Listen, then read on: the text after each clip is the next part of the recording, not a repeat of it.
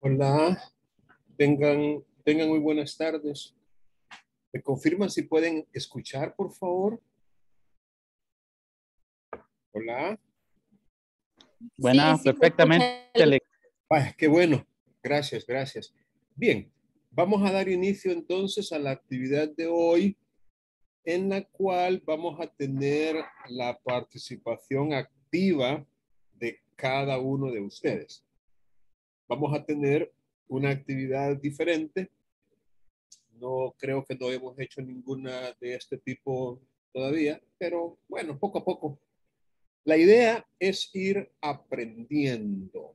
Pero antes vamos a ver si podemos pasar revista a la plataforma virtual. Ahí está. Hoy nos corresponde la semana 11. Miren cómo pasa el tiempo. En esta semana se titula la actividad de los sujetos procesales en la audiencia probatoria. Y tenemos aquí, vamos a ver los contenidos de la semana que aparecen en una ventana nueva, en una ventana aparte. La actividad de los sujetos procesales dice la audiencia probatoria tiene como propósito la práctica de los medios probatorios admitidos a las partes litigantes. En esa audiencia, la actividad de los sujetos procesales, juez, partes y terceros, se circunscribe a la producción de la prueba. Déjenme ver si puedo hacer esto más grande y si se logra ver más grande. Bueno, en todo caso, recuerden que hay una serie de recursos complementarios que también deben ser analizados por ustedes. En esta semana, pues prácticamente son los mismos artículos de la semana anterior, que son los que regulan déjenme ver, la audiencia probatoria, pero también hay un artículo que se les pide leer y está en el Código Procesal Civil y Mercantil comentado a partir de la página 336. Yo creo que aquí quizás hay un pequeño error. 300, sí, aquí hay un pequeño error. Es la página 336, la primera, y contiene unos comentarios muy claros y muy convenientes de saber relacionados con este aspecto tan fundamental como lo es la actividad probatoria, que es precisamente de lo que se trata en la audiencia probatoria. Entonces, antes de, digamos, de comenzar con la actividad de hoy, me gustaría preguntar o abrir un espacio por si ustedes tienen algunas preguntas relacionadas con la temática de esta semana, que como les repito, se trata de la actividad probatoria, es decir, lo que nosotros como litigantes o en el caso de los jueces o los terceros tienen que hacer durante la audiencia probatoria. Entonces, si ustedes han leído parte o la totalidad de estos contenidos y les ha quedado alguna duda o tienen alguna pregunta, ahorita es buen momento para que la puedan formular. Hola, Lick, buenas tardes. Buenas tardes. Fíjese, Lick, que a mí me llama la atención acerca de las objeciones. Bueno, tanto en la audiencia que vimos como en el material habla de eso, pero me gustaría como que amplíe el concepto acerca de las objeciones y en qué momento se deben hacer o por qué se hacen. Muy bien, muy bien. Excelente pregunta. Mire, las objeciones, como su nombre lo indica, objetar es poner reparos, es manifestar inconformidad, es decirle a alguien que usted no está de acuerdo. ¿Tenés objeción para que vayamos a tal lugar? Sí, sí, no quiero ir, no me gusta ese lugar. Es decir, usted tiene objeciones. ¿Tienes objeciones para que pueda utilizar tu código? No, no, no, no, está bien, úsalo. Es decir, objetar es manifestar un desacuerdo. En el caso de la actividad probatoria, objetar es ponerle reparos a la prueba. Obviamente que la parte contraria pretende introducir al debate. Es decir, recuerden que en la medida que una parte pruebe los hechos sobre los cuales fundamenta su pretensión, en esa medida le van a dar la razón. O en caso contrario, en la medida en que no logre probar los hechos susceptibles de prueba, en esa medida le van a negar la razón. Y resulta obvio en un debate técnico jurídico como lo es el proceso civil y mercantil, resulta obvio que a usted le interesa, número uno, probar los hechos en los cuales usted fundamenta su pretensión o su resistencia, por una parte. Y por la otra parte, evitar que la parte contraria pruebe los hechos de ella.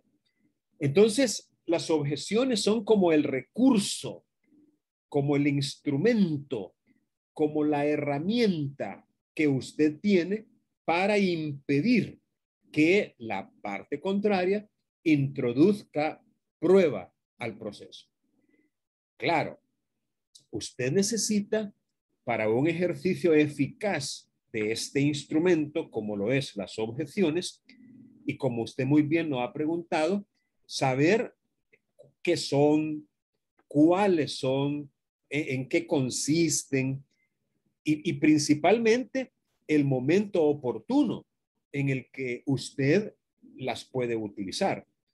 Entonces, objeciones las hay como reparos para todo tipo de actividad probatoria que la parte contraria pretenda ejercer. Desde que usted está en la audiencia preparatoria, que es donde se propone, donde se ofrece la prueba, y por supuesto, durante la audiencia probatoria, que es donde se produce la prueba. Entonces, en la audiencia preparatoria, cuando se le da la palabra a cada una de las partes para que ofrezca la prueba, ahí usted tiene que estar muy atenta o muy atento y poder de alguna manera decidir o determinar si el medio probatorio que se está proponiendo por la parte contraria, ejemplo, es pertinente, es relevante, es útil, ha sido introducido de fuentes lícitas, es decir, sin menoscabar los derechos fundamentales de nadie, ni de las partes ni de terceros. Es decir, en el momento en que la prueba se propone o se ofrece, ahí comienza su actividad confrontativa o contradictoria. Recuerden que el proceso ha sido comparado como una lucha, como una pelea, como una guerra. Se habla, por ejemplo, de llegar a esa pelea con igualdad de armas. O sea, se utiliza la palabra armas teóricamente, porque en realidad es una batalla, es una lucha, es una guerra la que usted emprende. Por supuesto, no estamos hablando aquí de violencia, ¿verdad? Ni física ni verbal, pero sí de un conflicto de intereses que requiere de estrategias y de técnicas muy depuradas para poder hacer valer su derecho. Claro, también se puede abusar, por supuesto, también se puede abusar del ejercicio de las objeciones. lo cual obviamente no es ético, no es profesional, no es correcto. Pero no por eso usted se va a quedar pasivo con los brazos cruzados, viendo cómo se produce, se introduce la prueba sin meter las manos. No, tampoco se trata de eso. Entonces, es muy importante el tema de las objeciones. Creo que en otra ocasión les mencionaba que gracias a las objeciones, algunos abogados han impedido completamente la declaración de testigos que, de haber sido manejados adecuadamente, hubieran inclinado la balanza a favor de la persona que presentó a esos testigos. Pero ¿qué pasaba? Que el abogado que interrogó, pues no conocía la técnica, no sabía formular preguntas. Todas las preguntas que hacía eran objetables. Y el abogado de la parte contraria, ni corto ni perezoso, cada pregunta, objeción, señoría. Y luego que se dice la palabra objeción, se menciona cuál es la objeción, se menciona en algunos casos, no siempre, hay jueces que no son tan exigentes, pero el fundamento legal de la objeción y por supuesto la fundamentación. Algunos jueces, objeción, fundamente, ok, objeto la pregunta porque esto y esto. Entonces, se define la clase de objeción que estamos utilizando de entre varias que existen y se explica el por qué la pregunta que estamos objetando lo es. Recuerden, en el código aparece que se puede objetar no solamente las preguntas, sino también las respuestas e incluso la conducta de la parte contraria. Se puede objetar hasta cuando la parte contraria está formulando sus alegatos finales.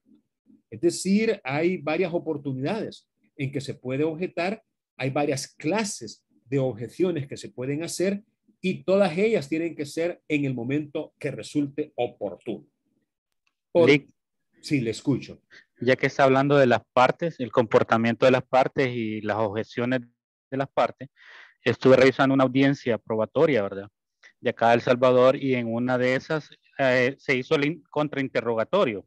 Okay. Entonces la abogado que estaba contrainterrogando le estaba gritando a la parte. Entonces vino el abogado y lo objetó, le dijo de que por favor guardara el debido respeto hacia la persona que estaba interrogando, porque no era la conducta adecuada. Exacto. En ese sentido creo que se puede hacer ese tipo de objeciones. Sí, sí, claro. De hecho, cuando el abogado que está interrogando, obviamente no se va a dar esto en el interrogatorio directo, ¿verdad? Porque en el directo estamos en presencia de nuestro testigo, el cual nosotros hemos preparado de antemano y que lo vamos a tratar pues con la mayor de las cortesías a nuestro testigo. Ahí va a ser raro o imposible que le faltemos el respeto o el decoro. Pero cuando se trata del contrainterrogatorio, que es el que se le hace al testigo de la parte contraria, ahí sí, solemos ser enérgicos. Ojo, no se trata de que seamos también blanditos como que si fuera nuestro testigo, no, pero hay que conocer el punto de equilibrio.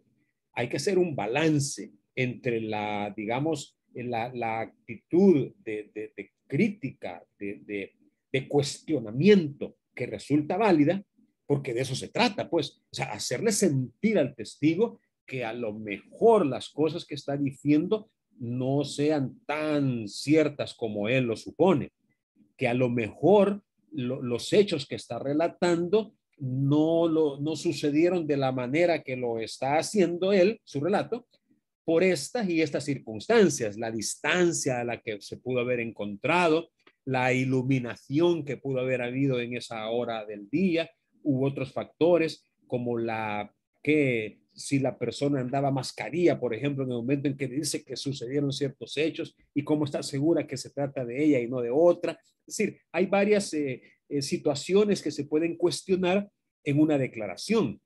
porque la idea del contrainterrogatorio es dejar en evidencia que el testigo no está siendo 100% exacto. Tal vez no que está siendo mentiroso, porque eso quizás sea mucho, pero sin embargo, si nos consta que está mintiendo porque definitivamente tenemos una idea exacta de cómo sucedieron los hechos y ese testigo lo está planteando de manera totalmente distinta y contradictoria con otras pruebas del proceso, como un reconocimiento judicial, como las huellas que pudo haber dejado un vehículo, por ejemplo, o algunas otras señales inequívocas de cómo pudo haber sucedido, y el testigo viene y dice cosas distintas, lo cual nos da la certeza de que está mintiendo, o como por ejemplo una vez me sucedió en un caso de tránsito, pues con el afán de ganar el pleito, metieron a un testigo que llega y se identifica con su pasaporte, lo cual era indicativo de que a lo mejor no residía en el país.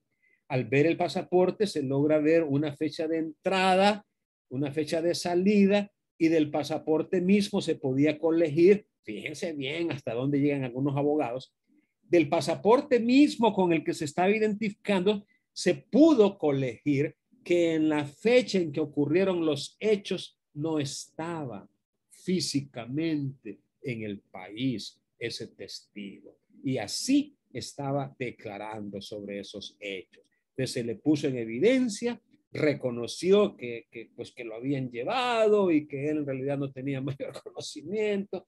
Y bueno, eran otras épocas, fue hace ya algunos años y no, pues no hubo mayores consecuencias porque la verdad es que no quiere uno eso, pues de que vayan a procesarlo por falso testimonio y meterlo preso y cosas por el estilo. Pero lo que les quiero decir es que de repente uno puede tener la certeza de que ese testigo está mintiendo.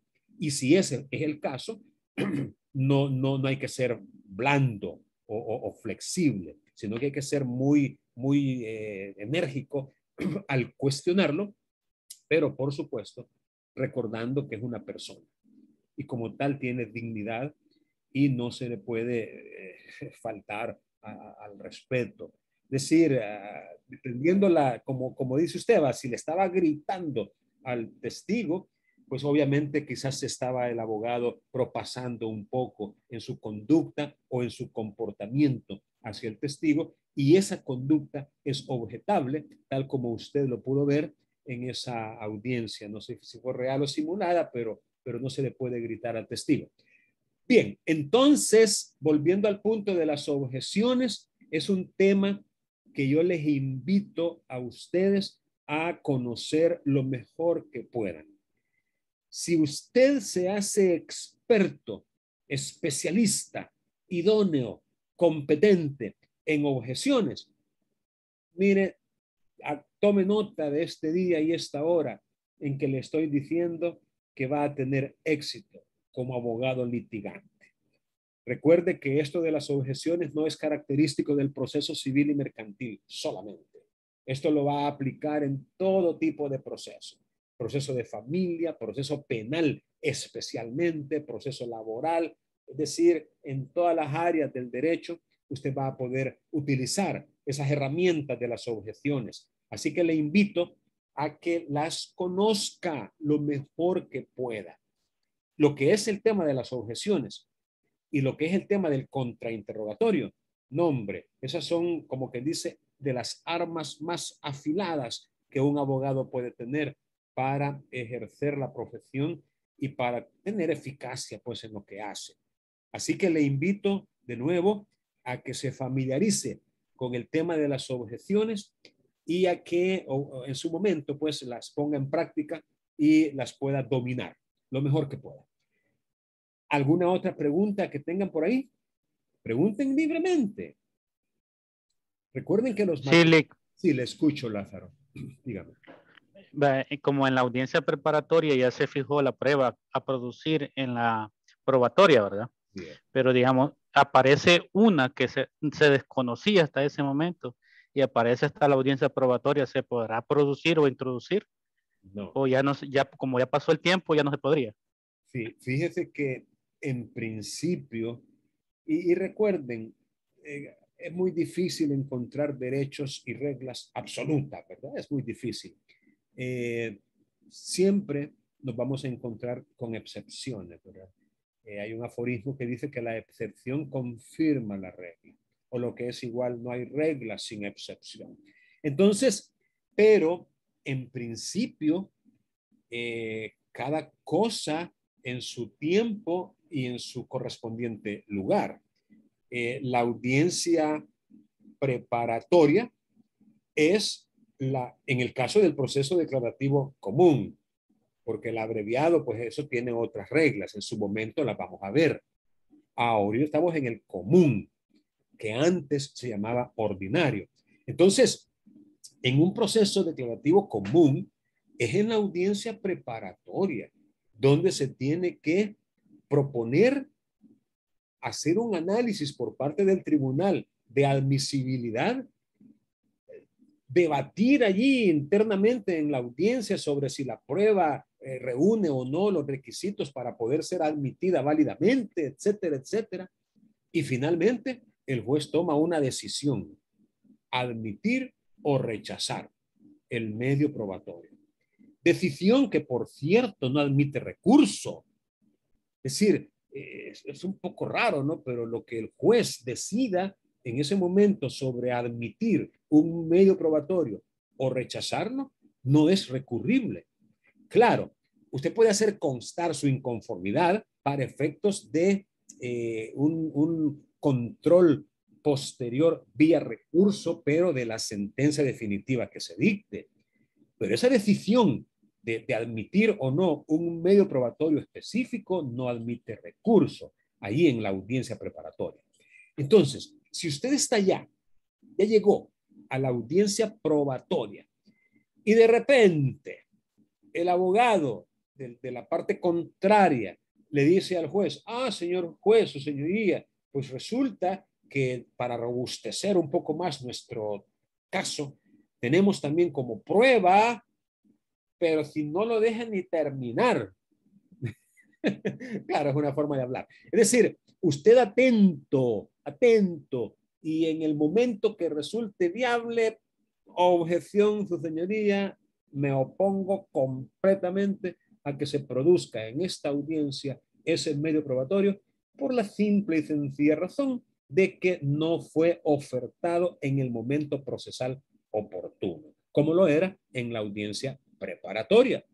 Por ende, le pido respetuosamente que rechace la producción de ese medio probatorio.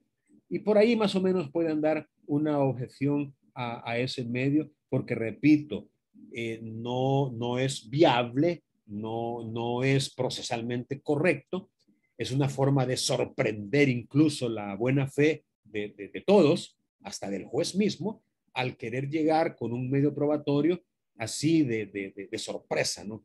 Si eso es lo que se pretende evitar.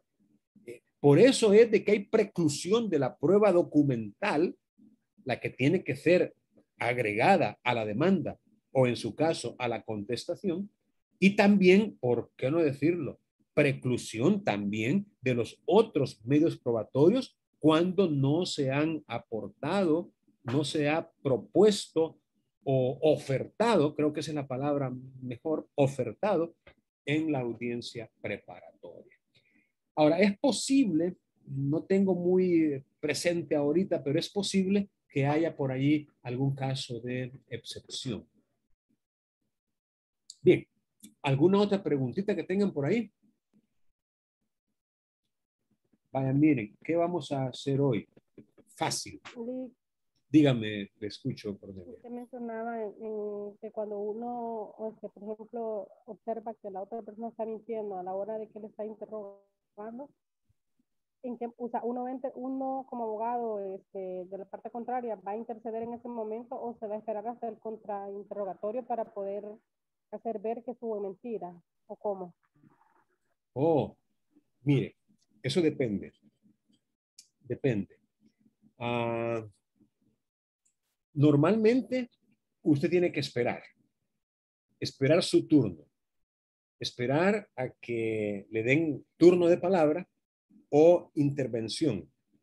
Entonces, tratándose de un testigo, efectivamente, usted puede estar escuchando el interrogatorio directo, tomando nota, encontrando contradicciones, encontrando cosas que no son tal como usted lo ha investigado, pero bueno, si la pregunta fue formulada correctamente, si la respuesta está dada dentro de los límites de lo permitido, si la conducta de las partes, es decir, si no hay en ese momento un motivo diferente para objetar, y cuando digo diferente es a que es mentira lo que está diciendo, pues, pero si esas mentiras las está diciendo dentro de los límites de lo permitido en un interrogatorio directo, pues está bien, déjelo pasar,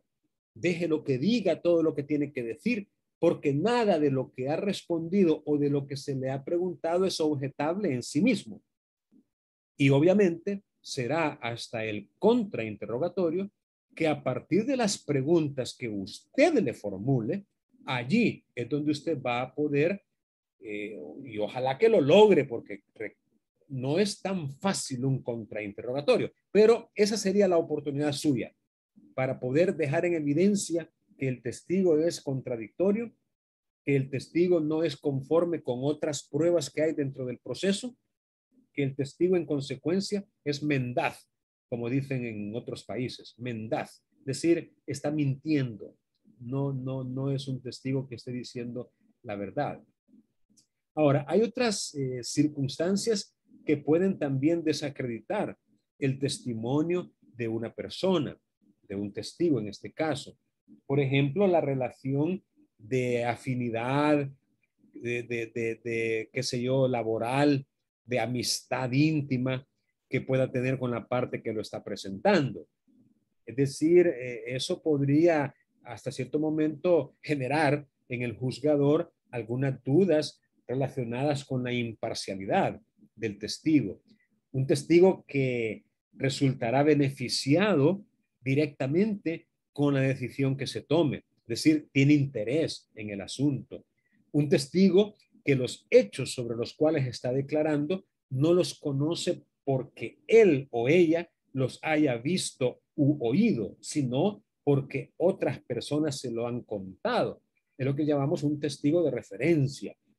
O la misma prueba de carácter que muchas veces se utiliza para poder, por ejemplo, imagínense un testigo que ya antes ha sido cuestionado y hasta procesado por falso testimonio.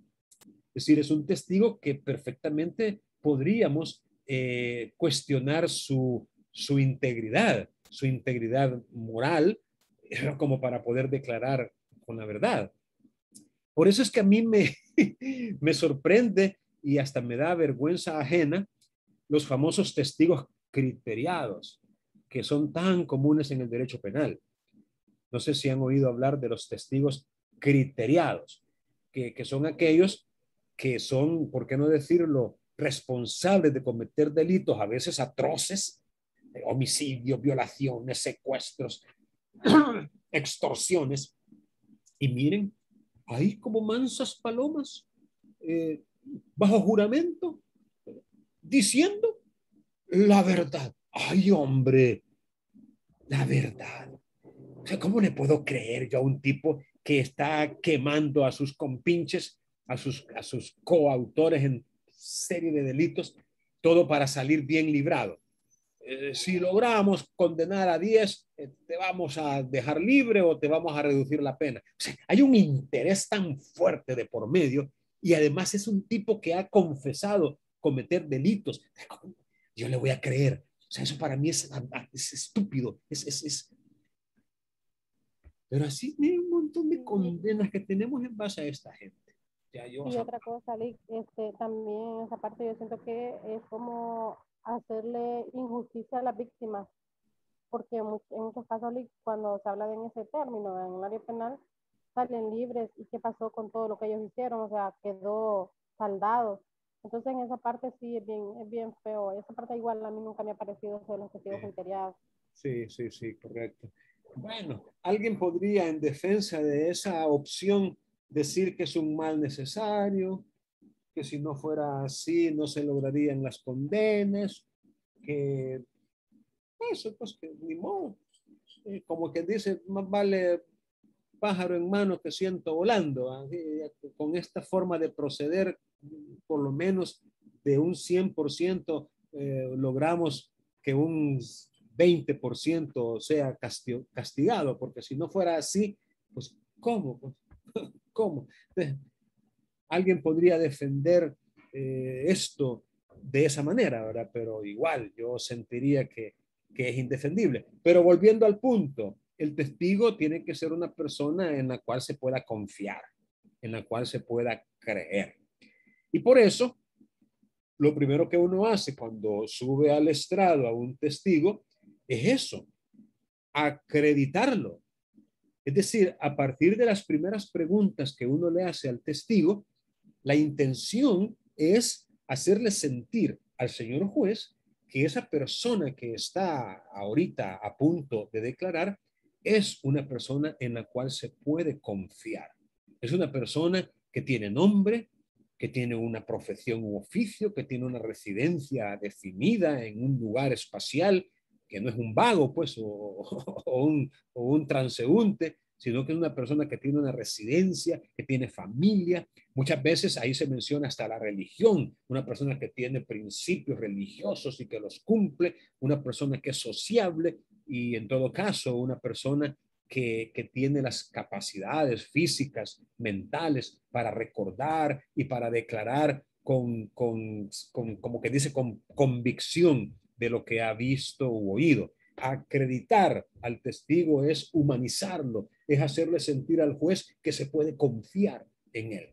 ¿Y cómo voy a acreditar yo a un delincuente? O sea, imagínense qué problema, ¿verdad? Más grande. Sí, señor juez, este testigo que tengo aquí, él solo mató a 5, pero va a declarar contra los que mataron a 10. ¿Qué cosa, ¿verdad? Bueno, ni modo. Bien, les decía.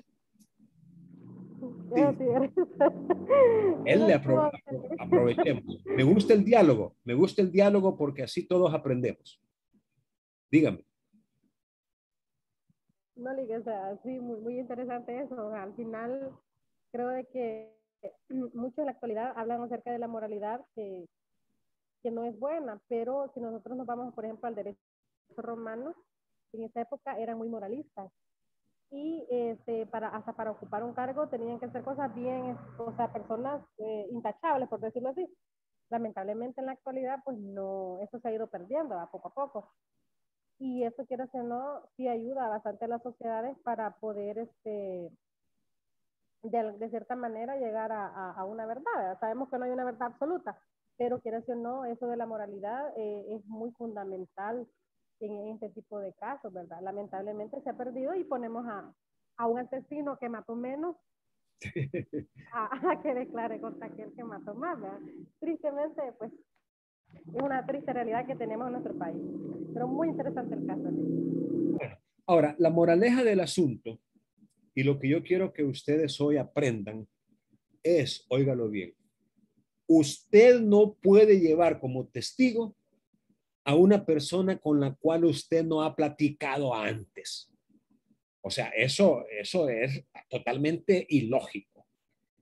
Usted tiene que platicar primero con la persona que su cliente le está diciendo que puede dar fe o que puede testificar. Usted tiene que preparar al testigo. Y ojo, cuando yo le digo que usted lo tiene que preparar, en ningún momento significa que usted le va a decir al testigo lo que tiene que decir. Para nada, para nada. Pero sí, usted le va a decir al testigo cómo lo va a decir, en qué momento lo va a decir. Y también lo va a preparar en el sentido de que diga única y exclusivamente la verdad. Claro, cuando usted interroga a un testigo fuera de audiencia, por supuesto, cuando usted interroga, usted puede descubrir si ese testigo en realidad está diciendo la verdad o no. Y mi consejo para ustedes hoy es que nunca pero jamás vayan a meter a un testigo con la conciencia o con el conocimiento de que es un testigo choco. Es una forma de decir un testigo chabeleado, un testigo que no ha presenciado los hechos. Nunca vayan a hacerlo. Miren, eso es delito cometido por usted. Es delito. Y él o ella también comete delito, pero usted también. Entonces, nunca usted vaya a hacer eso, de llevar y comenzar a interrogar como testigo a alguien que no tiene ni idea de los hechos. Preferible perder el caso por falta de prueba, por falta de testigos y no quererlo ganar, porque miren, aunque lo logre, abro comillas, aunque pase, digamos, sin ser notado, sin ser descubierto, aunque logre su objetivo de que el testigo, uy, hermano, lo preparé tan bien que convenció al juez, era un gran mentiroso, bueno, hasta me convenció a mí, pues. No, hombre, es decir, aunque gane así, eso no es ganar, eso es perder. O sea, usted estaría perdiendo su integridad, su dignidad, su valor como persona, como profesional.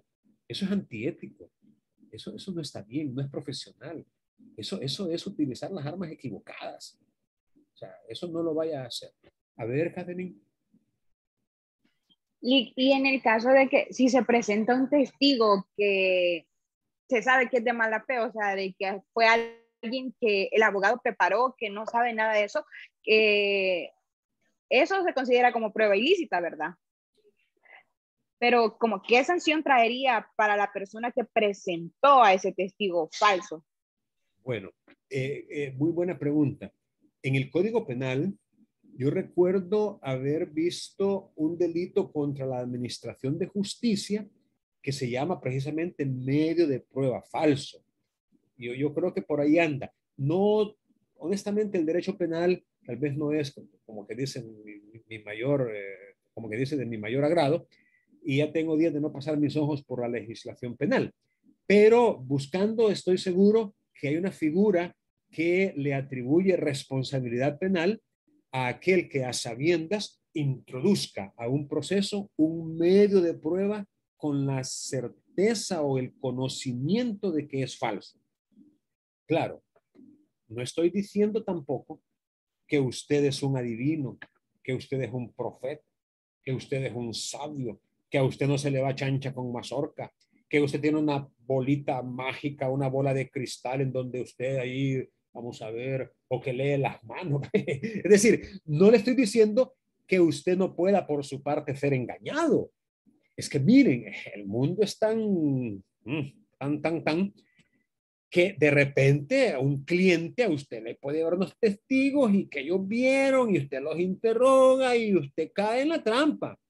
Es decir, yo hablo de actuar a sabiendas, es decir, con la conciencia, con el conocimiento, porque hay abogados, créanme, hay abogados que no les importa. Hay abogados para los cuales el fin justifica los medios y son capaces de hacer cualquier cosa con tal de ganar un caso. No, mire, consígame ahí algún chero que tenga, lo vamos a preparar y va a ver, nos va a ir bien. Y es un modus operandi de muchos colegas que no han entendido la integridad, el valor de honestidad, de justicia, ética. Es decir, ni modo de todo y en la viña. Pero yo lo que quiero es que ustedes no vayan a ser así. Es decir, que ustedes mejor le digan que no a un caso y pues con transparencia y pues ni modo, hay que seguir, van a venir más casos, pero no prestarse a eso.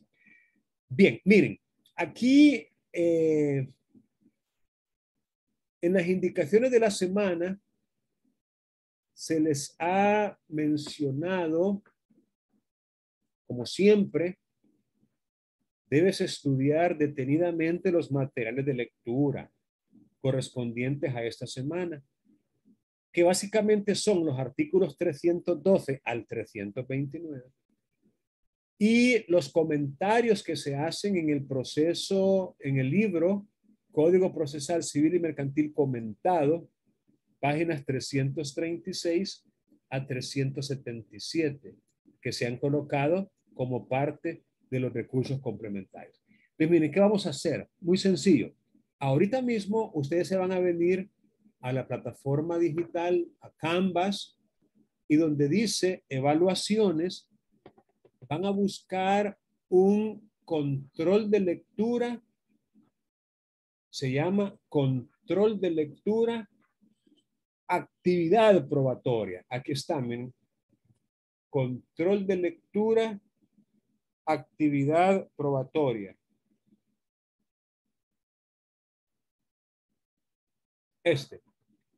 Control de lectura, actividad probatoria. Entonces, lo que van a hacer es bien sencillo. Miren, tenemos ahorita aquí en pantalla 12 estudiantes.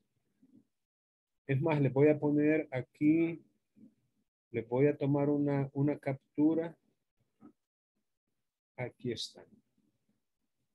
Vaya, porque en este orden, así como está en este orden, aquí se lo estoy poniendo en WhatsApp. Les estoy poniendo la captura que acabo de tomar de ustedes que están ahorita aquí en la clase. Vaya, en ese mismo orden, Carolina, quiero ver, bueno, tal como se lee aquí, Carolina Ponce, Clemen Márquez, Cornelia Esther Serpa, Daisy, Daniela, Diana, Ernesto, Catherine, Lázaro, Majo, Merari y Rudis. En ese mismo orden, ustedes van a agarrar solo una pregunta, solo una. Carolina, la pregunta número 1. Clemencia, bueno, Clemen, la pregunta número 2. Cornelia, la 3. Daisy, la 4. Daniela, la 5. Diana, la 6. Ernesto, la 7. Catherine, la 8. Lázaro, la 9. Majo, la 10. Merari, la 11. Y Rudis, la 12. O sea, solo una pregunta nada más van a aquí, en este control de lectura, actividad probatoria, realizar el examen. Aquí están. Pregunta 1, pregunta 2, pregunta 3 y así sucesivamente. Ahorita vamos a trabajar con 12 preguntas, nada más, de la 1 a la 12. Y ustedes van a buscar la respuesta a estas preguntas en el material. Es decir, aquí en el artículo o en el capítulo llamado actividad probatoria por Juan Carlos Cabañas García. Aquí están las respuestas. Lo que tienen que hacer es encontrarlas. O sea, las preguntas están aquí en la plataforma virtual, en el cuestionario o en la evaluación llamada control de lectura, actividad probatoria.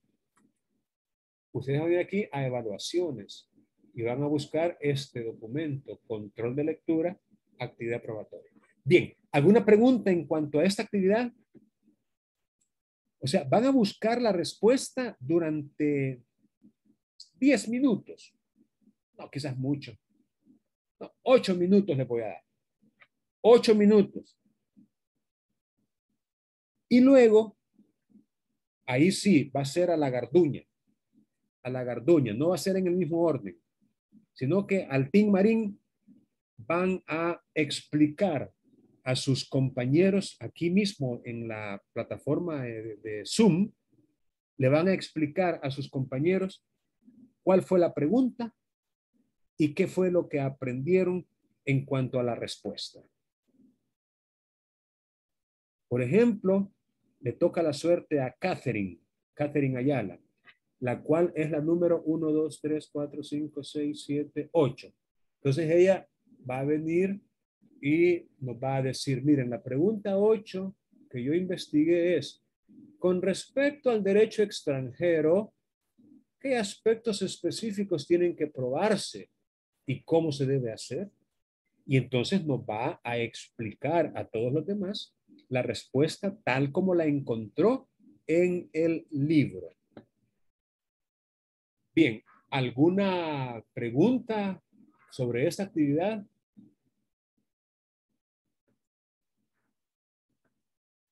Sí, disculpe, referente al documento que vamos a leer, es el principios generales que rigen la actividad probatoria, ¿verdad? Se llama la actividad probatoria. Aquí en la página, en la semana 11, ahí lo pueden ver en pantalla, donde dice recursos complementarios. El segundo que aparece aquí. Se llama Gracias. la actividad probatoria. Actividad probatoria. Así se llama el artículo. Actividad probatoria.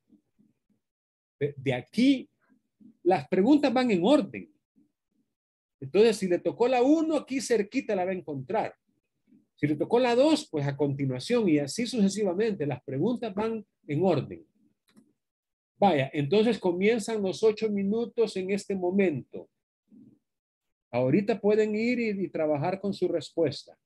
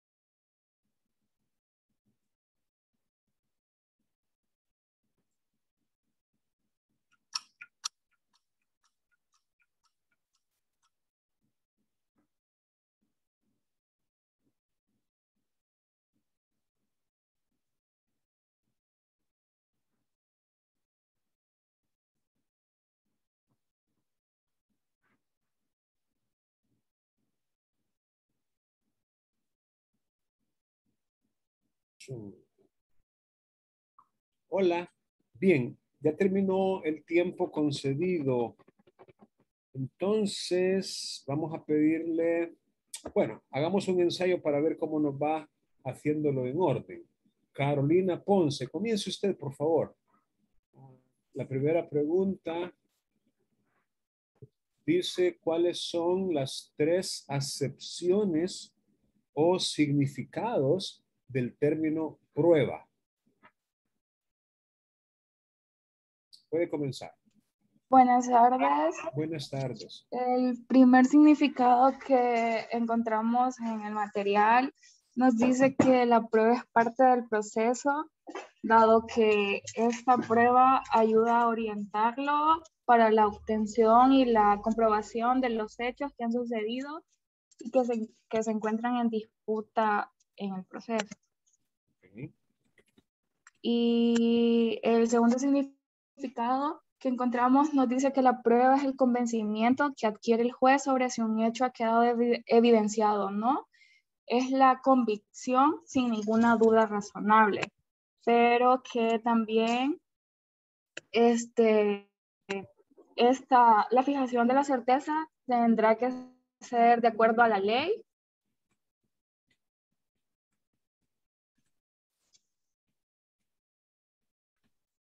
Y el tercer significado nos dice que la prueba es un soporte o un instrumento que sirve para trasladar la versión de la realidad.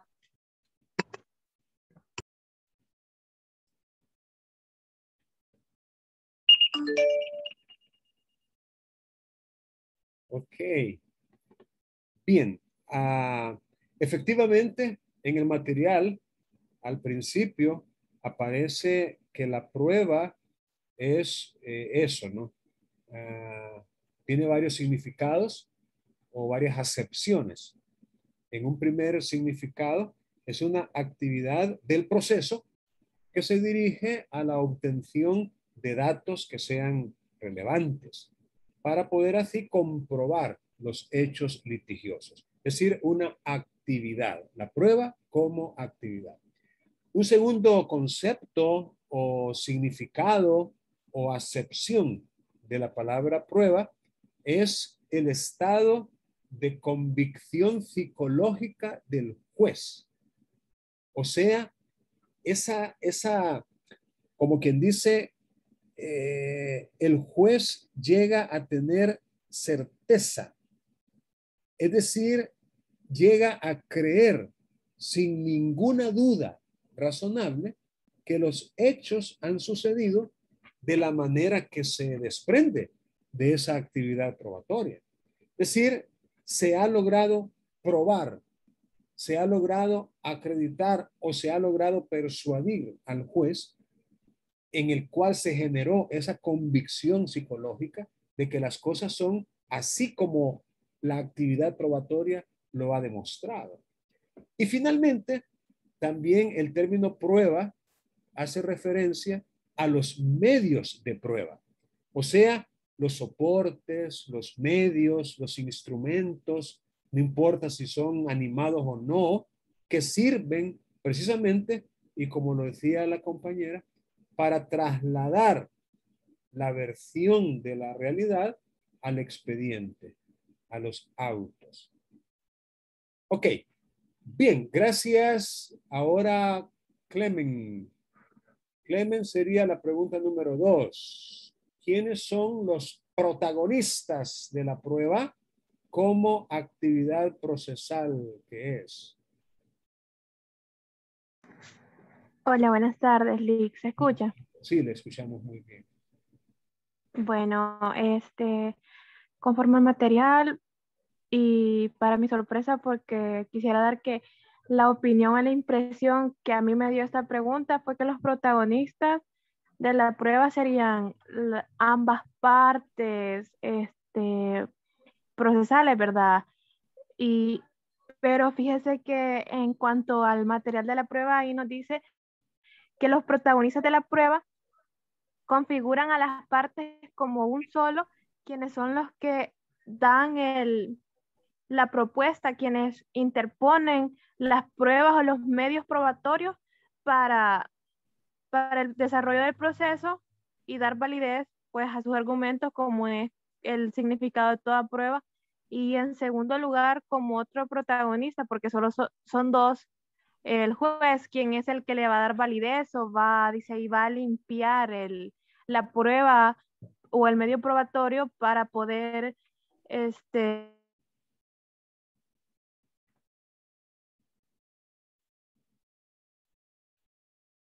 Ok. Dejé de oír. Creo que todos también.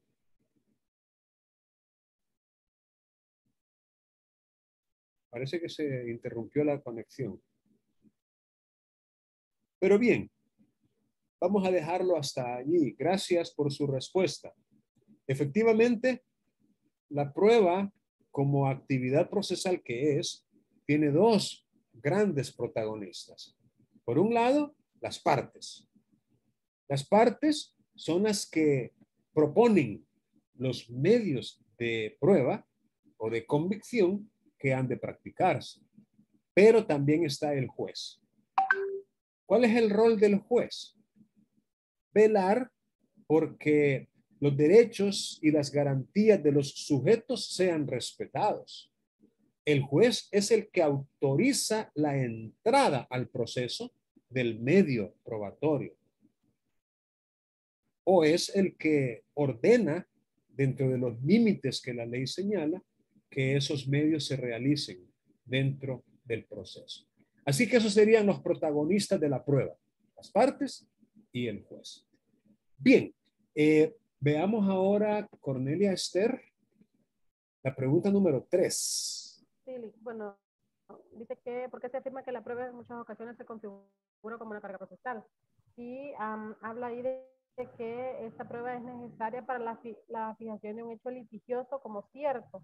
La parte a la que le interesa su unión o a los autos tendrá el derecho de pedir que sí se acepte, salvo que ocurran impedimentos legales o materiales que lo hagan viable. Y a la vez dice, sin embargo, para el sujeto que pretende que se le reconozcan derechos o se constituyen, modifiquen o extingan situaciones jurídicas a su favor.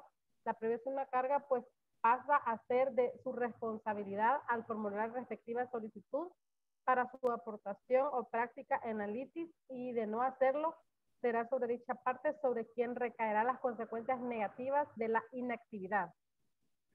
Muy bien, muy bien. Entonces, ¿por qué se configura como una carga procesal?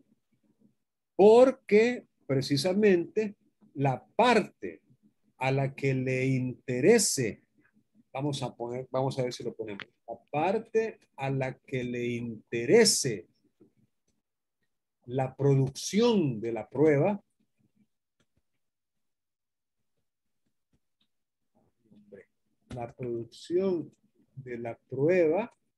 es quien debe, y de ahí la palabra carga, es la quien debe pedir que se admita o que se acepte. Y si no lo hace, pues obviamente es él y solo él quien va a sufrir las consecuencias negativas de esa inactividad. Fíjense bien que, vamos a ver, más o menos así se podría formular brevemente esta respuesta. ¿Por qué se afirma que se configura como una carga? Precisamente por eso.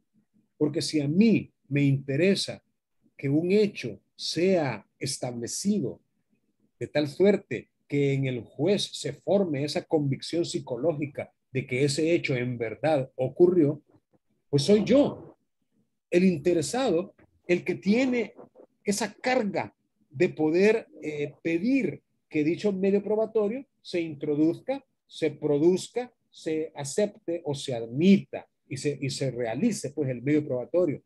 Y si no lo hago, pues yo y solo yo voy a sufrir las consecuencias perjudiciales que resulten de esa omisión, de esa inactividad. No es, pues, y quizás eso valga la pena comentarlo, no es una obligación. O sea, no se tiene la obligación de probar, no, sino la carga de probar, que no es lo mismo. Si fuera una obligación, yo estaría compelido a hacerlo.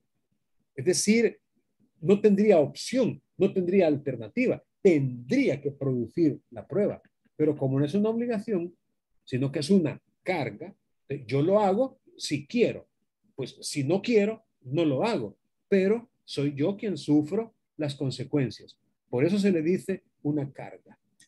Bien, veamos Daisy. Sí. Okay. Bueno, según el material, bueno, la pregunta que me corresponde, ¿qué cosa garantiza con respecto a la prueba el artículo 312 del Código Procesal Civil y Mercantil?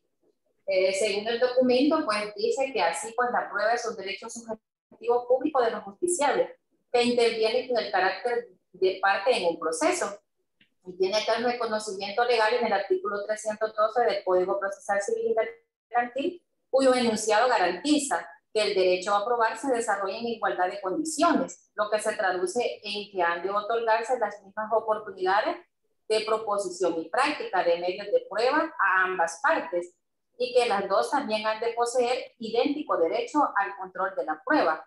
Del contrario, control que variará de acuerdo a las particularidades de cada medio de prueba, contrainterrogatorio del testigo, la falsedad del documento, entre otros. Hay un poco más, pero no sé si gusta que se lo lea lo más. Lo ideal sería si lo podría decir con sus propias palabras, de una manera un tanto resumida, o al menos lo que usted logra captar, ¿no? Lo que usted logra como comprender de lo que se dice en el material. Porque el primero, claro, ¿no? El derecho a probar el derecho a probar, sí. En igualdad de condiciones. O sea, no puede una de las partes tener más privilegios o prerrogativas que la otra, sino que tiene que ser igual. Y el segundo, la segunda garantía que nos da el artículo 312 es el de, pues ahí lo que dice que comprende el derecho a la prueba, tanto la admisión de pruebas preconstituidas y la práctica de medios a constituir dentro del proceso.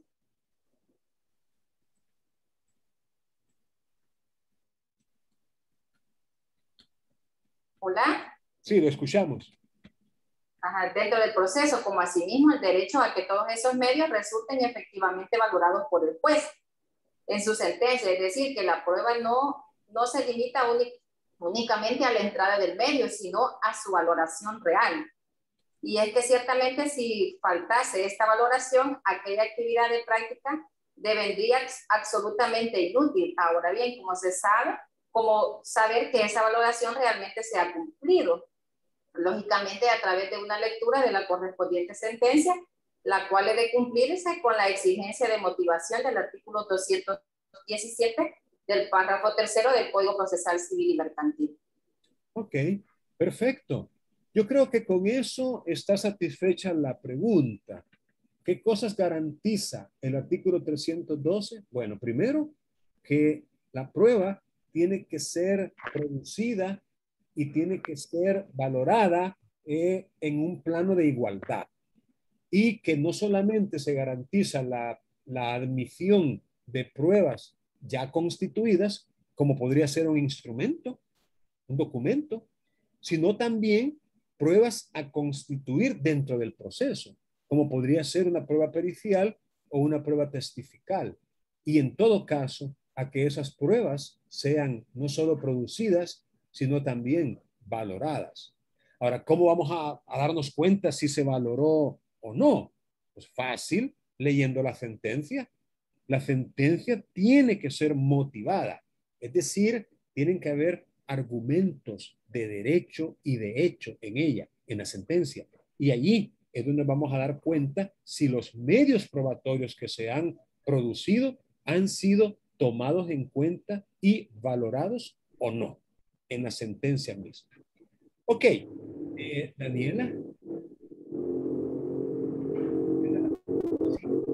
Sí.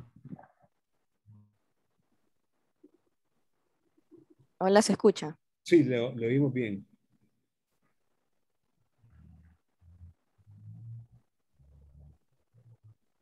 Bueno, a mí me tocó la pregunta que dice, ¿cuáles son los dos planos en que se ha limitado el derecho a la prueba? Los dos planos que se ha limitado el derecho a la prueba se dice que pueden ser vinculantes con igual fuerza. Es decir, que por un lado la prueba puede tener que practicarse dentro de la legalidad, de modo de que su obtención no puede convertirse en una excusa para la violación de derechos sustantivos o de los procesales, de las demás partes o de terceros. Y se dice que, por otro lado, la prueba puede advenir dentro de calidad de litigio, que es aquella que, guardando una relación con las afirmaciones necesitadas de demostración, tengan una relevancia para convencer potencialmente al juez.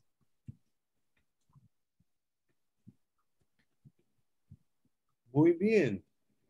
Es decir, si bien es cierto, hay un derecho a probar, un derecho que todas las partes tienen en un plano de igualdad, no todos los medios probatorios se van a admitir, ya que hay ciertas limitantes a ese derecho de probar. Y esas limitantes son dos, o por lo menos dos que se están mencionando en esta parte del material. Primero, que la prueba tiene que practicarse dentro de la legalidad. Es decir, no se puede en la obtención ni en la producción de la prueba violarse derechos sustantivos o materiales o derechos procesales o adjetivos de las demás partes o de terceros. O sea, no se puede violar derechos en el momento de obtener un medio probatorio ni en el momento de producirlo. Eso por un lado. Y por otro lado, no toda la prueba que se ofrezca se puede admitir si no es relevante. En otras palabras, la prueba tiene que ser relevante, porque de repente nos podemos encontrar con algunos medios probatorios que son inútiles, que son inconducentes, que son impertinentes, es decir, que no tienen, digamos, que ver con el objeto de la prueba. Y no porque sea ofrecido, se va a admitir. La prueba, repito, tiene que ser relevante. Y eso sería básicamente esta otra limitación que tiene el derecho a probar. Veamos ahora, Diana. Buenas tardes, Lick. Buenas tardes. A mí me tocó la pregunta que dice, ¿qué debemos entender por el objeto de la prueba? Se entiende que es la determinación del asunto, materia o cuestión requerida de la actividad probatoria por ser fijada como cierta. Se puede decir entonces que la prueba es que se traten puntos controvertidos en el pleito. Si no lo están, quedan fijados como ciertos y no se prueban. Muy bien. Este es un asunto con el cual nosotros necesitamos familiarizarnos. El objeto de la prueba. Se menciona muchísimo en el ámbito procesal. Vaya, pues, pero ¿y cuál es el objeto de la prueba? Pues, pero tiene que saber el objeto de la prueba. ¿A qué se refiere? ¿Qué significa esa expresión o frase? Entonces, estamos aprendiendo qué es el asunto, la materia o la cuestión para ser fijada como cierta. Como quien dice, ¿qué es lo que estamos nosotros alegando? ¿Cuál es el asunto? ¿Cuál es la materia? ¿Cuál es el tema? ¿Cuál es la cuestión que necesitamos que se fije como verdadera, como real, como cierta? En otras palabras, el objeto de la prueba es la razón de ser de los medios probatorios. Ok. Veamos la siguiente pregunta a cargo de Ernesto. Hola, sí, ahorita, permítame. La pregunta dice, ¿cuáles son los ámbitos que alcanza el objeto de prueba? Según el documento, los ámbitos que alcanza el objeto de la prueba son los siguientes. Como número 1, son los hechos afirmados y controvertidos. Esto lo encontramos en el artículo 313 del Código Procesal Civil y Mercantil. Luego sigue el derecho extranjero, esto en el artículo 313 y 315 del Código Procesal Civil y Mercantil. Y como último objeto de prueba es la costumbre no admitida por las partes. Este en el artículo 312 del Código Procesal Civil y Mercantil. Excelente. Eso sería, licenciado. Sí, sí, seguro. Es excelente, muchas gracias. Vaya, esto también es importante que nosotros lo tengamos muy en cuenta. Es decir, hay ciertos aspectos que son alcanzados por el objeto de la prueba. Recordemos que el objeto de la prueba es ese asunto, esa materia o esa cuestión que queremos que se fije como cierta, gracias a la actividad probatoria. Entonces, como quien dice, ¿a qué nos referimos cuando hablamos de asunto, materia o cuestión? Eso es básicamente lo que esta pregunta contesta. Primero, los hechos afirmados, pero que han sido controvertidos. Fíjense que eso es importante. Se afirman hechos por la parte demandante, por ejemplo.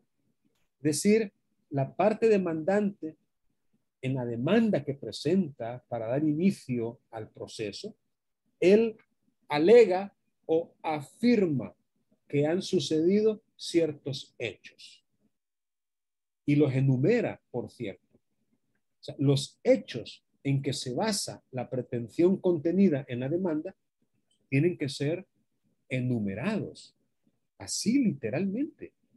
Hecho número 1, hecho número 2, hecho número 3, hecho número 4. Eso es enumerar. Yo no lo entiendo de otra manera. O sea, ponerle número, pues. Ahora, tal vez no está bien si no le pone hecho, número, pero por lo menos 1. Los hechos, señor juez, en que va son los siguientes. 1, 2, 3, 4. Pero eso sí, enumerarlos.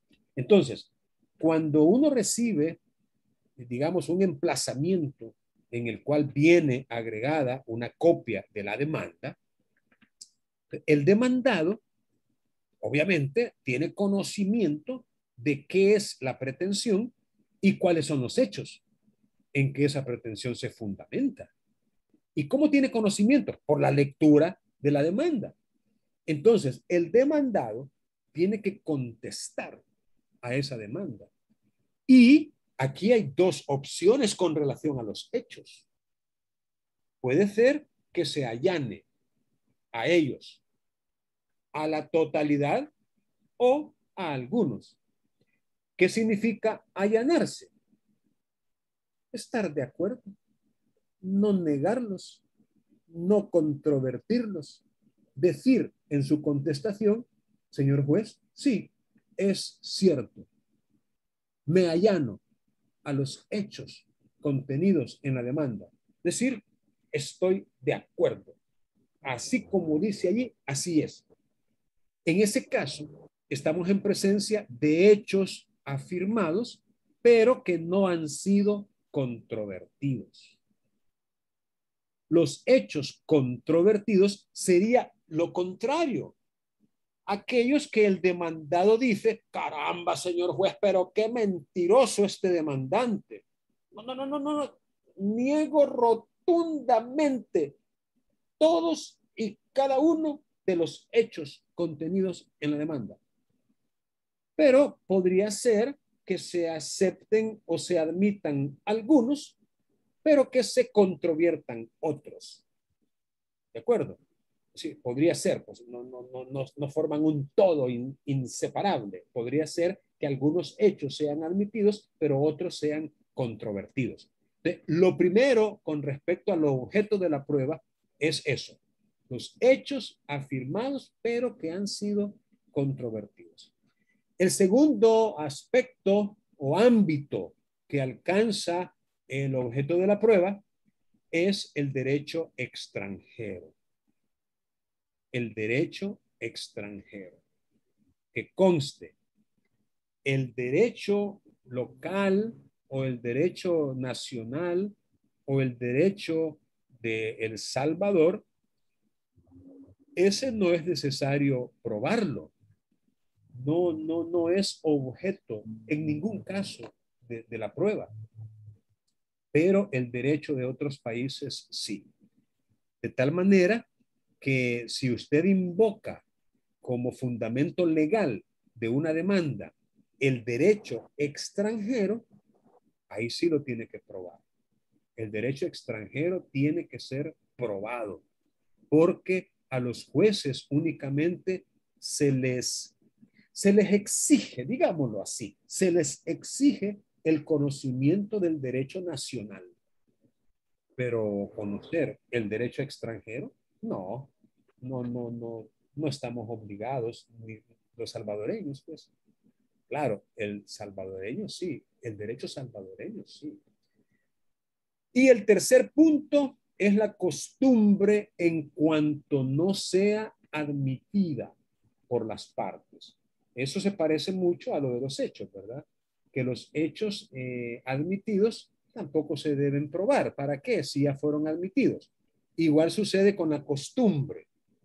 La costumbre que no ha sido admitida por la parte contraria tendría igualmente que ser probada, la costumbre. Bien, veamos, Catherine Ayala, la siguiente pregunta, que es la 8. Sí, buenas tardes. A mí me corresponde la pregunta con respecto al derecho extranjero, ¿qué aspectos específicos tienen que probarse y cómo debe hacerse? Lo que mencionaba en el material era que en el ámbito del derecho extranjero se exige la prueba tanto de su contenido como la vigencia en el país de que se trate. Y mencionaba también que la decisión no se puede limitar a los medios de prueba que puedan ser útiles al efecto. Si bien en la práctica las pruebas más adecuadas son una pericial, esto es el testimonio de uno o más juristas de ese país, que pueden ser abogados, jueces o notarios. Y decía que lo importante era que se dejara constancia de que el texto que se reproduce corresponde en efecto a la norma en cuestión y que la misma sea hallada en vigor en la fecha en que se produjo el conflicto material sobre el que se pretende aplicar. Excelente, excelente. Muchas gracias. Efectivamente, con relación al derecho extranjero, lo específico que hay que probar es su contenido y su vigencia. Es decir, ¿qué es lo que dice, pues, la norma? ¿Qué es lo que dice el artículo tal de 100, 120 del Código Civil de México? Su contenido, ¿qué es lo que dice? Pero también su vigencia en el país de que se trate y en el momento en que deba ese derecho aplicarse. Ahora, ¿cómo probarlo? ¿Cómo probarlo? Entonces, el autor dice que si bien es cierto, los medios de prueba para ello no se limitan, pero lo más adecuado o la prueba más adecuada es una prueba pericial. Entendamos peritos, o sea, personas expertas en el asunto de que se trate. ¿Y qué mejor experto que un abogado o un juez o un notario de ese país? Por ejemplo, imagínense un juez nuestro aquí de El Salvador, un magistrado, ¿cómo no sería una persona idónea para probar en otro país el contenido y la vigencia de una norma salvadoreña? Por supuesto que sería muy idóneo para poder hacerlo. Entonces, lo mismo podemos decir de jueces, abogados o notarios extranjeros para probar el derecho del país de ellos aquí en El Salvador. Entonces, la prueba pericial sería como la más idónea. Eso sí, hay que acreditar la calidad de abogado, de juez o de notario de esa persona y también dejar evidencia o constancia de que el texto que se reproduce en esa declaración pericial corresponde a la norma invocada en la demanda y que a la fecha del conflicto estaba en vigencia y que por ende era aplicable. Perfecto, Catherine, gracias. A ver, Lázaro, ¿está por ahí todavía con la pregunta 9? Sí, Lick, aquí estamos todavía. Ok. Sí, a mí me toca la pregunta 9 en cuanto dice, hay dos casos en que no es necesario probar la costumbre como fuente de obligaciones y derechos. ¿Cuáles son? Según lo que dice en el libro, en la página 345, perdón, en la parte final dice que habla de la costumbre y nos remite al artículo 314, ordinal cuarto, y el cual dice que la excepción de la prueba. La costumbre dice, si las partes estuvieran conformes con su existencia, ese sería el primer supuesto. Si ambas partes están conformes con la existencia y la admiten como tal, ¿verdad? Y la segunda sería si esta no afecta el orden público, es decir, si esta no va contrario a derecho. Esos serían los dos criterios, según mi concepción, en los cuales no es necesario probar la costumbre. Eso sería todo, Lick. Muy bien, gracias, gracias. No le copié muy bien la segunda parte. Vamos a ver. En la segunda parte le dije que, digamos, en el segundo supuesto es que esta no vaya contraria a derecho, es decir, que no afecte el orden público interno. O sea, que esta no vaya a violentar algún derecho fundamental de alguna de las partes. En ese supuesto no se podría admitir. Eso sería, Alex. Ok, gracias, gracias. Perfecto. Vamos a ver. La costumbre es fuente de derecho. Así lo dice el Código Civil. Pero es fuente de derecho cuando la ley así lo reconozca. Es decir, quiero ver cómo es que dice el Código Civil, si mal no me acuerdo. La costumbre no es fuente de derecho, sino cuando la ley se remita expresamente a ella. En otras palabras, ustedes se van a encontrar con algunas disposiciones legales, especialmente en el Código de Comercio, por cierto, especialmente en el Código de Comercio, en donde expresamente dice que la costumbre es derecho o es fuente de derecho. Lo dice expresamente. Entonces, ese sería un caso, quizá le vamos a poner aquí adicional al segundo que mencionó su compañero. Es decir, cuando la ley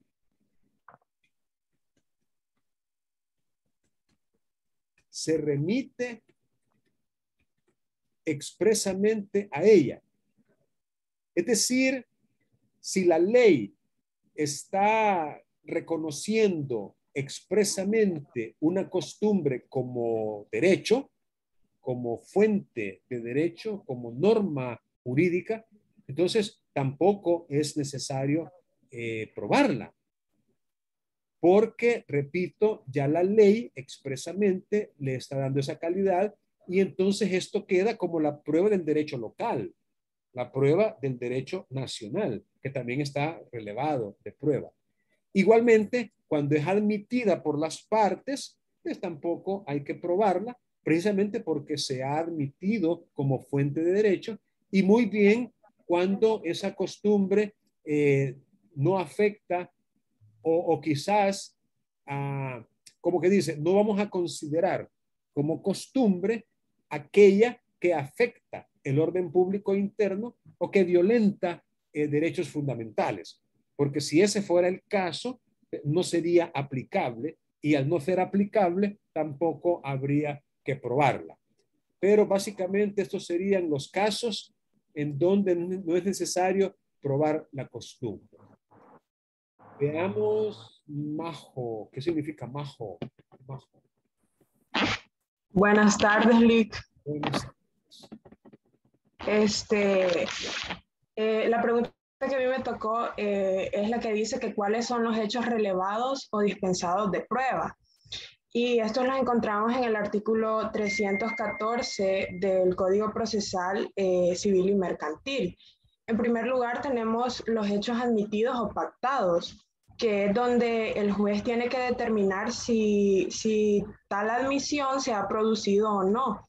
a la vista de los relatos expuestos en la demanda y en la contestación de la misma.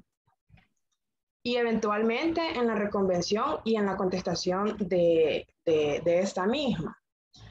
En el segundo numeral tenemos el hecho notorio. Y este está relevado de prueba, no porque sea verdad, sino porque se tiene como verdad por un grupo cualificado de personas que representa un porcentaje significativo de una población determinada.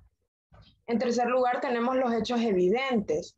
Y cuando hablamos de hechos evidentes, se hace la traslación de otra institución procesal de renombre. Por ejemplo, el material menciona las llamadas máximas de la experiencia, que son entendidas por la doctrina como juicios generales que se extraen a partir de la observación de una serie idéntica de sucesos y que sirven para comprender estos e interpretar sus causas y sus características. Y como cuarto punto tenemos la costumbre admitida, que es cuando nos referimos a la costumbre como hecho, objeto de prueba, cuando no hay acuerdo entre las partes. Ok, perfecto. Gracias. Efectivamente, aquí podemos aprender que hay ciertos hechos que están dispensados o relevados de prueba. Es decir, en presencia de alguno de ellos, no es necesario probar nada. Primero, los hechos admitidos o estipulados. Segundo, los hechos notorios. Tercero, los hechos evidentes.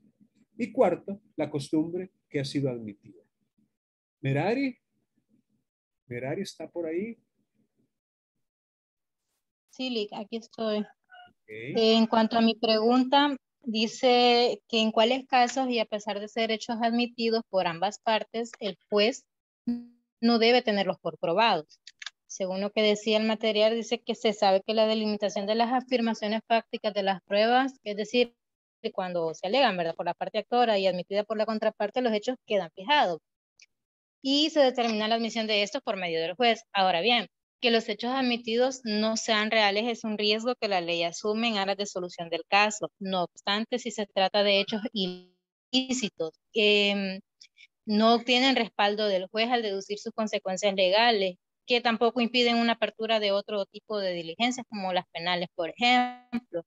Asimismo, si los hechos admitidos son hechos imposibles o disparatados, el juez no puede tenerlos por fijados al chocar contra el sentido común sensu, contra hechos evidentes, según lo estipulado en el artículo 314, numeral 4 del Código Procesal Civil Mercantil, que a su vez y por su naturaleza se hayan dispensado de prueba.